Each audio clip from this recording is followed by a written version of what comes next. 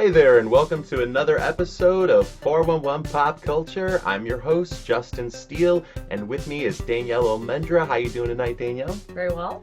Good. So, big treat. We are going to be talking about the original, what we will refer to as the alternate ending to the 1987 film Flowers in the Attic. Just a few things to get started with. I had this sort of odyssey getting this movie, and you're all here in the US going to be getting it, I think in December it comes out, the Arrow video release that I had to go through an odyssey to get, and it was worth it for me because I'd say a big part of our friendship is based off of our love of V.C. Andrews. We did a couple episodes about the lifetime release of the Heaven series, but, you know, it all goes back to Flowers in the Attic, or at least this film for us, you know, that's how we met. But I talked to Jeffrey Bloom, the director of this film, in 2015, had no idea that this release was ever going to happen, and I had read his original script ending, so I kind of knew on the internet there had always been various assumptions, Right. or there'd be pictures out there of like scenes with Corinne and the grandfather's still alive, and then there was a picture out there with like the children, but you could tell it was a different background, so people were like, well, wait, was the grandfather still alive? And then when I read the script, I was excited because I was like, oh, okay, he was still alive in the script and stuff. But as we'll discuss, I think that creates some problematic elements on its own, because we all know, love it or hate the 1987 version of Flowers in the Attic, which I love, and I know, too. yeah, I mean, I love it. In its own way. Yes, Yeah, for what it is. Unlike the Lifetime version of Flowers in the Attic, I feel like the Lifetime gave you all the incest, the in-your-face taboo stuff, which was good to see finally realized on film. But I always have felt, and still do, that the 1987 version really captured the essence of the novel. Yeah. The gothic atmosphere. I know this is a big deal to Danielle. The house. Yes. It's bigger, it's grand, it's what was missing from what we talked about the Steele series for you, I know is a big thing. But, especially with the music by Christopher Young, they really captured this sort of dark fairy tale. V.C. Andrews is herself her own genre. She's been quoted as saying that, and I just wanted to say that because it is going to make a difference in talking about this alternate ending. Correct. Because this alternate ending is based on the notion when they decided to, originally they were going to do the film and have the kids end just like it does in the novel, where they just leave the house and that's it. But the whole movie was being geared up as more of a horror movie. Yeah. They decided they had to pick a genre, and that instead of doing drama or horror, a kind of combination, which there's obviously still dramatic moments in there. They decided, though, overall they were going to do this sort of horror movie. And when you watch the alternate ending, the music in that, it's a temp score, but it's definitely very slashery type music. And it does change the tone. I would love to see how that original ending would have been with the music from Christopher Young. I think it would have made a big difference still. But, we waited so many years for this to come out. And I think that, I just wanted to set up a few things, to say that, V.C. Andrews is her own genre, but this ending is definitely the slasher ending. Yeah. So, walking through it, I will say right now, stop watching right now if you don't want any spoilers. Now, if you're like us, me, I would have been happy to see this in any shape, form, at any time, and then still enjoy it the moment I pick up my copy. Arrow Video is not paying us anything, but you should definitely still get your copy. Because it's worth having, and especially, for me, I'm excited, fans, for you to get this, but I will say, and I think you'll understand, that this was a treat that I've had for the past couple years. I went through an odyssey to get this Region 2 disc that does not play in the US, finally got it, finally was able to watch it, and I loved it. I still have chills when I watch that alternate ending, but I don't know how I would feel about it if that had been the ending that we got, or if it hadn't been such this like mystique that comes around it, because it wasn't available to us. In fact, and when I read Jeffrey Bloom's script, who is, by the way, like the nicest guy ever, and really had a disappointing experience with making this movie. He is like the nicest guy ever, though, and shared it with me. And I feel bad because he kind of got gypped. And when I told him, I was like, hey, I hear your ending's out there. He was kind of like, what? And I felt terrible because I'm like, I don't want to be the one to tell him that this is available, and they should have told him, I felt. But anyway, so Stop now if you don't want any spoilers, but if you're like us, it won't matter anyway. It won't ruin anything for you because you've been waiting so long, and this is coming out. It's October now. In 2 months it'll be out, so this can maybe Right. be a bridge for you until you can actually watch the ending yourself. We'll show you a little bit here and there, but I don't think I can really show you the whole thing. I'm sorry for anybody who wants to see it, but you'll see a little bit more than you have because of fair use. We're doing a review on it. I'm pretty sure it's okay to show you this. So, Danielle, what were your initial reactions to without comparing it to the original, just on its own, if that had been the ending, what do you think? I I liked the fact that the mother didn't die. Yeah. That's probably the biggest thing that I liked about it. Let me interrupt you. Okay, yeah, absolutely. Because I probably should, so that you all know, I'm going to walk you through the ending. We can't show you an actual clip. I'll show you a little bit here and there what I can do. But let me walk it through, and then maybe it'll be easier for you to just say exactly how you feel. Absolutely. Okay, so in the original ending, the kids, now they both pick up at the same point where grandmother comes into the room, Christopher hits her with that like newel post thing, throws it crashes into the window. Sorry, I slashed my finger today, kid. Throws it through the window, and then they, go downstairs, but that's right where it changes. And in the alternate ending, it looks like it's sort of taking place at night, but then also in transitions to day. And I've watched this thing like 40 times, so I might notice that more than you, because it's only the second time you've seen it. But it's it's a work print ending, and they tell you that right at the end. It's a VHS. No, I'm sorry, Betamax. Yeah. There's definitely tracking issues. Once it's on Blu-ray, it's never going to have tracking issues anymore. Right. But it's definitely a rough print. You could still see everything, and it looks great for what it is, but it's a rough print. But anyway, it starts up right at that moment where the grandmother comes in.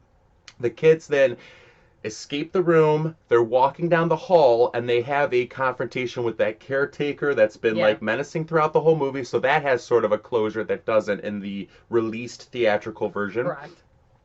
And it's an interesting moment because Kathy and Kathy, Christopher, and Carrie are walking. The caretaker is like, "You're not getting by without a note without your mama." He's got this like power drill. But then they have a fight, and he falls down to this elevator. The elevator that's also been sort of in play the rest of the movie. Yeah. There's a scene where the kids are running, and John Amos pushes the button. So the elevator's been like subconsciously in your background anyway the rest of the film. So then the caretaker falls down that shaft. The kids then go downstairs. They come to the wedding, and one of the guests are like, "What can we help you with, children?" It's not the greatest acting for that woman. No. And so it shows the kids, and then mother comes flying out, and you can see right away this is the dress from that photo. Like I said, there's been this MGM release photo you could have seen for the past 30 years. It's clearly the dress. We're about to see it's the same wall paneling as this old picture that's been out. So she starts flipping out, but yes, the grandfather is alive and not well, it's the grandfather, but alive and well for this sake. And so she comes in, she's like, "I don't have any children," and it plays out similarly to the theatrical ending. Minor differences. You had said before we started filming, and I agree completely, that Kathy doesn't have as much of a performance as she does with that, and I'd like to remember that for the rest of this. But anyway, so they kind of go back and forth. They throw the mouse. This is a little different. Oh no, it's still the same. The mouse. He throws the mouse down. Drops out of the bag. Yeah, and it kind of lands. She drops the cookies out of the bag. Correct, and it lands like on Corinne's dress. Yeah. Meanwhile, the grandfather, just like that photo we always saw, is holding her arm, and she's like, "You're embarrassing me, Papa," and "I did this for you, Papa." And Kathy and Chris are kind of like, "You murdered us for this," whatever. And Bart is there. He's not next to her though. He's like off in the corridor in the wing. So then it kind of cuts to the kids are leaving the wedding reception area room. They're walking out of the house. Yeah, so they're going down the corridor to the nearest open door, and you can hear Corinne screaming, "It's not true! It's not true!" Yeah. And then I think it'll be the most like controversial shot Yeah. of this entire alternate ending. And you can see it if, I'll try and see what I can do here, but if you watch the Arrow trailer for this on YouTube, and official, it's official, the Arrow video showed this, so it's not like we're doing anything. Right. But it shows the scene where the grandmother, she's got the knife in her hand, and it's like she's on a tracking shot coming like at them, and it's so like old school Hollywood. Like she's clearly not moving herself on a track, but I think it's a really cool effect. But anyway, she comes at them like, Wah! And it's like this psycho music, but then John Amos intercepts her, pushes her into the elevator, which they don't really cover in the movie, but in the books, the grandmother's claustrophobic, so she starts flipping out in this elevator, and she starts praying, and she's praying, and as she's praying, you notice these little drops of blood on her head, and she kind of looks up, and then the caretaker who fell down that shaft, so it all comes back around. The caretaker was on that shaft, and she looks up and starts screaming, and the way they kind of slow the tracking of the music down, or the audio, it sounds like this demonic howling thing, which I think is really cool for a horror movie ending. And then, the kids then finally, and if ever you had the VHS cover back in the day, it's the photo. There's a photo on the back of the kids as they're clearly about to leave. Kathy's got the short hair, they're pasty white. That's the image they use, is from this alternate ending, which I thought was a really cool thing. But it shows them kind of looking at John Amos, which is who they were looking at in that picture. And I just, considering how the novels go with John Amos, it's so weird that that's the moment. Because I've always wondered what I just assumed that was a still picture they took, but it's actually in this. And then it picks right back up where the original theatrical movie ending release ends, where it's kind of them picking or setting down Carrie, I think, holding her hand, walking out the door. But the last and final difference is that Kathy, or Kristy Swanson, does the narration as they walk out, and it's a little bit of a different variation of what we had in the. Was that Kristy Swanson? That was Kristy Swanson. It was her voice. Yeah, and you see them go just a little bit further out into that like sort of field that they're walking in. But all right, so now that you know what we're talking about, what did you think of the ending? You said. I liked that the mother was still alive. Mother was still alive, yep. Other than that, it was great to see, like, it be different, but it wasn't even close to what the books had. Mm-hmm. If it had been, like, even something remotely similar to what the books had, I think I could have got behind the slasher campiness of it. But the grandfather should have been gone. Yeah. He was still alive. That kind of takes away everything, like. That's the realization that the children get, that their mother betrayed them, Yeah. And the grandmother would never have attacked them like that. She didn't want them dead. She just thought they were evil. Mm-hmm. And John Amos is the one that actually poisoned the grandma against the children, as you find out in Garden of Shadows. So why would he be trying to protect them by throwing the grandmother in the elevator shaft? So there's a lot of things that don't make sense, but I do enjoy that the mother was alive. And I do... And obviously the nostalgia of it all, just seeing, like, what it could have been. Yeah. And definitely, I think I agree with you, surprisingly. The music would probably make a huge difference. Yeah. Having, what did you say, Christopher Young? Christopher Young's score, which I absolutely love in the theatrical version. And it would have been really nice to kind of see that in this alternate ending. So those were my thoughts on it. But okay, so what I think about it is that it's no better or worse than what we got. So I think, Jeffrey Bloom has always argued throughout the years that the reason why he didn't want to kill the mother off to begin with was that, you have to have her alive for the sequel. Yeah. But I really have to believe that he had to be arguing that off of his original ending, scripted ending, which was not the one I got. I got the shooting script, which is from this ending that you're all going to see.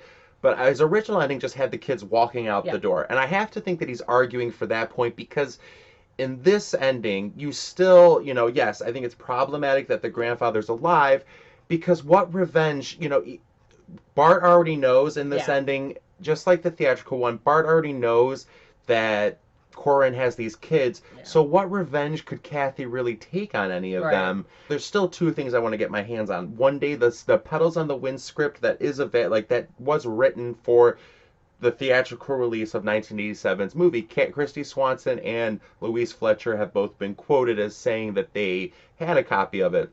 I'd like to see what they were planning to do other than the basic stuff. She's a ballerina, Paul. Right. The whole second half of that is about the reveal, Right. which is why I love Petals on the Wind. Yeah. That's like my favorite of all the books. But in here, with either ending, the theatrical or the alternate original ending, all the information is given. Yeah. So right then, either the grandfather is disinheriting her Yeah. because he's alive, or, you know, and Bart already knows all the information, so there's no sort of thing that Kathy can really do to, Yeah. like, screw up that relationship because he already knows everything, and he's either going to forgive her then and there.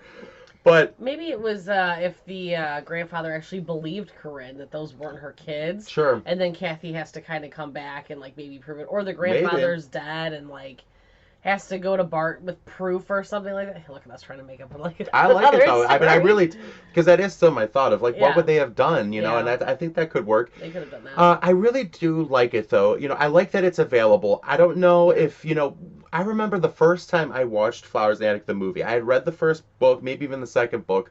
And I remember like being, you know, I rented it from the video store back in Right. the days of VHS. I remember my mom rented it for me, and then she left for the evening. I was like, good, because I don't want to watch this with her. You know, I was probably 14 at the Right. time, and I'm like, man, if there's going to be all this like brother-sister sex stuff, that's going to be awkward to watch with her, have her walking in and out of. But it didn't matter anyway, because this didn't have any of it. Right. And I remember also thinking like, well, why is this in the horror section? I don't really get why it's a horror movie other than it's like horrific things, but it's like always next to like Friday the 13th or this or that, and I'm like, why? But this ending does justify that more so. I mean, it's still not that horrifying or scary, but it has a chilling, it justifies being in the horror movie section now. But you know, it was just such a treat to see it. And to see what, you know, I had read Jeffrey Bloom's script, so when I was watching this, I didn't know exactly when they said they had the original ending on here. So as we call it, the alternate ending, but the original ending, and I'm like, okay, are they going to show this though from his script? So I remember like when the caretaker falls down, I'm like, oh, that's in the script. And then when the grandmother comes out with the knife, I'm like, oh, that's in the script. And when I watched somebody, you know, I write for Wicked Horror, and somebody had mentioned that this was happening. This again was in like 2015, or no, 2017 now at this point. I got the script in 2015. This came out in 2017 in the UK. And I remember like somebody told me this was going to happen, and I'm like, okay, I've heard this before. And then I saw the Arrow video, and it just shows you that quick moment of the grandmother with the knife, which again is probably going to be, for VC Andrews fan, that's going to be the most controversial moment. Yeah. I think because it's a very cheesy effect. It's super cheesy. But with Louise Fletcher doing it in the moment, the first time you see this, if like I said, I've watched it now 40 times, but I still love it, and I still think it's great. But it really had its best effect the first time I really watched it. I was like, Well, because it's like you said, it's- you get to see these actors from back then that like now we're seeing this thing that we didn't know happened. But I'm Well, sorry. right, but and it brings out that 80s horror vibe. Yeah, it really does. You know, so I guess if you were to watch that as if it were the theatrical ending, it would be like, this is an 80s horror movie. Yes, You know what yes. I mean? Like, Slasher. That has that Correct. slasher feel, yeah. So I'm curious, though, with the theatrical ending that we got, what would you really classify that under? Drama, I would almost, but a horrific thing happens. Yeah. But yeah, but that's the trouble. You could, either way, it's more, I'd say, okay, both have a drama horror ending. Yeah. The theatrical version has more of a drama ending with some horror. This new alternate ending is a horror ending with some drama thrown in. Because they really do have to, it's not a final girl, you know, Kathy isn't really a final girl like Jamie Lee Curtis. Yeah. But she still has to like get through this corridor with this crazy guy with a power drill. And then the grandmother coming at them with the knife. You know, there's no big chase sequence or anything. Can I touch on real quick the caretaker guy with the drill seemed completely, to me, like, I don't know, it just felt very out of place. Well, see, okay, I don't know if I'd say out of place, because the whole this original, the alternate ending ties You got up. to read the script. I didn't actually read the script. Well, so but that's then probably if I really did want to rewatch this with her tonight, and she just wanted to watch these two endings to review, but it does thematically set up when you watch it now. The original alternate ending sets up all these loose ends. We never really thought of them as loose ends. Right. But like the whole caretaker thing throughout this film now has an with ending. the lights. The sort of Corey being super cute with John Amos thing has an ending now, you know, I can see that. before they didn't, it just was kind of like, I don't know, it looks almost like the audience is maybe supposed to be like, oh, this guy feels bad, I don't know. Right. But like now with this ending, all the loose endings from the movie have now are tied up. So I think that's it. And my biggest thing too was I always said that people wanted to have, I guess, they showed this ending to test audiences, and I hate those test audiences because they ruined. We don't have any of the incest stuff. We don't have any of this ending was completely changed. Again, I'm glad it was for the sake of now we have two endings, and it's kind of cool. But the biggest thing is that test audiences changed the incest. They changed the ending, and I'm glad though for the fact that we have two endings. But with what, even though this ending does give you those sort of loose ends tied up, it does beg the question of how would they have done a sequel to either one of these endings, knowing how the books go. Overall, though, I really do like the alternate ending. I like that it's out there, and I'm hopeful. This is the 30th anniversary when this came out in the UK. Hopefully by the 40th anniversary, we'll finally get to see all the scenes that were cut out, like some sort of director's cut of this, because they are out there. When I read the script, it doesn't really have like a particular scene where like Kathy and Chris have sex, but it does say like, the scene where he's like going off about finding out that Corin's getting married, he's like, damn you, yelling it out the window. Yeah. And Kathy's like, what, Christopher, what? In that scene, it's mentioned in the script that like she kind of kisses him a little bit, and in the movie they just kind of embrace. Yeah. But like it's very subtle even then. There's nothing in the script that I read that was like overtly incestual, but you kind of it's all how they would have filmed it.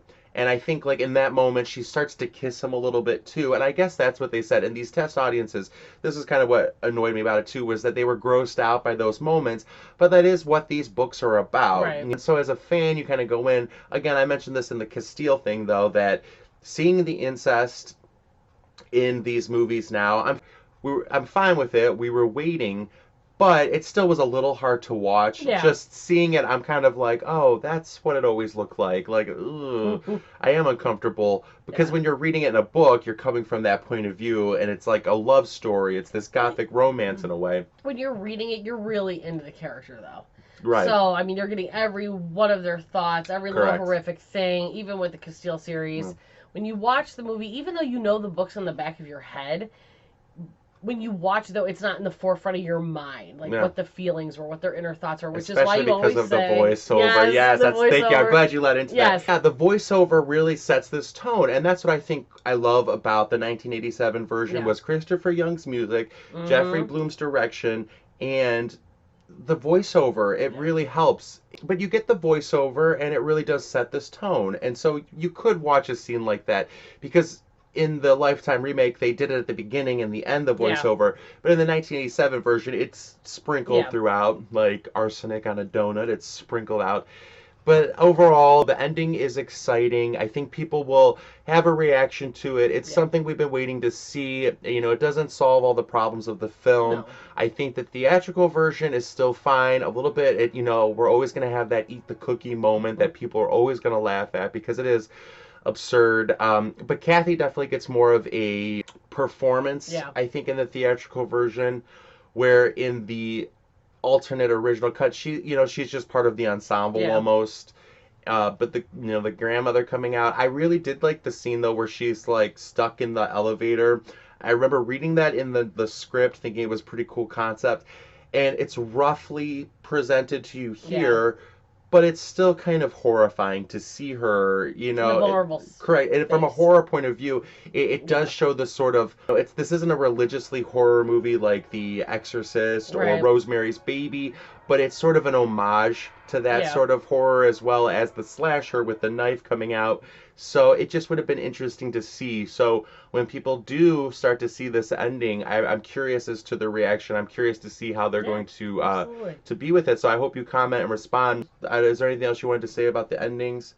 No. I mean, we do love the 80s version of Flyers in the Attic. For a long time, people kind of put it down. And I always thought it was an amazing The movie. house was perfect. The music's perfect. The house is perfect. And the casting was perfect. Yeah. I mean, they really hit the nail on the head. V.C. Andrews allegedly said to Kristy Swanson that she's exactly what she envisioned. And I thought Kristy Swanson's performance was great. I would have liked to have seen, I think Corinne, Victoria Tennant, does a fine job, but Sharon Stone was up for it. And, knowing the roles that Sharon Stone took immediately after this movie, I think it would have been cool to see her in it. Louise Fletcher is, I thought that Ellen Burstyn did a good job, but Louise Fletcher really got that nuance to it. Yeah, I'm literally still scared of her. For sure. When you see her, you're like, oh, the grandma. Like, you just she had it down. She was a perfect grandma, for sure. Well, and I guess she got the advantage of talking to V.C. Andrews, because she said she did talk to her, but she really did get that nuance. And I still love it. I can still watch that movie. The moment I start watching the beginning of it, I have to watch it all the way through. But I will say the last couple things I wanted to say is just the Blu-ray, though. It is really worth having. Yeah. I would have liked, my only complaint about it was that I would have liked to have seen some stuff from Kristy Swanson or Victoria Tennant or Louise Fletcher. But Jeb Stuart-Adams, he does a little interview, and he talks a little bit about the incest stuff that was left out. And I thought that was really cool, because for like a teenage boy at the time, I wouldn't have thought he had so much insight into it, but he definitely was like, no, it should have been in there, and it was filmed. And he says something like it's like a sitcom type of thing. It's barely even like horrifying, but apparently these like 13-year-old Valley girls just could not take their kissing. But also Christopher Young does an interview. But they also do some interviews with people who did like the production design and stuff. Also, there's 2 commentaries. There's one just for the theatrical ending by the guy who did it, which I think his name is Tony Caden, something like that. He talks about why he was brought in, the changes, and the overall commentary is by Kat Ellinger, who is a editor-in-chief, I think, of Diabolique magazine. She gives you a lot of insightful stuff, because she's also, like us, a big fan of V.C. Andrews, but she has a little bit more of an insight in terms of gothic horror. She comes from that background, and it's great. The Blu-ray is definitely worth having. I wish it had been released here sooner. I may have spent a lot less money to get a copy of this. But I also hope that maybe by the 40th anniversary, they show us the complete version of this movie by now. Charles Fries, please give it to us. What are you waiting for? I saw that he was still involved with the Lifetime movies, so I'm like, you're clearly still invested. Show us. But thanks for watching, everybody. Are you a fan? Were you a fan of the original 80s movies? What did you think about the Lifetime adaptations? Also, check out our episode that we released about the Castile series from Lifetime. Thanks for joining me, Danielle. Have a good one. Talk to you later.